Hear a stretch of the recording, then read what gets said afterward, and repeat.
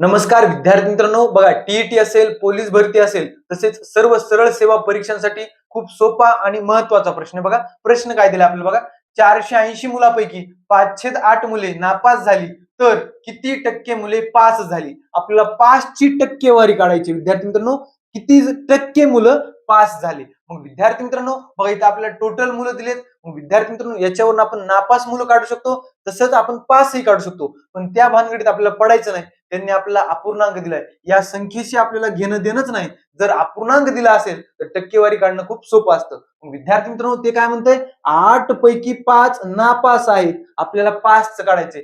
8 पैकी 5 नापास, तर 8 पैकी 3 पास असणार. बघा 8 पैकी 3 पास असणार. विद्यार्थी मित्रांनो, टक्केवारी कशी काढतो आपण, एकूण संख्या आणि ज्याची टक्केवारी काढायची ती संख्या.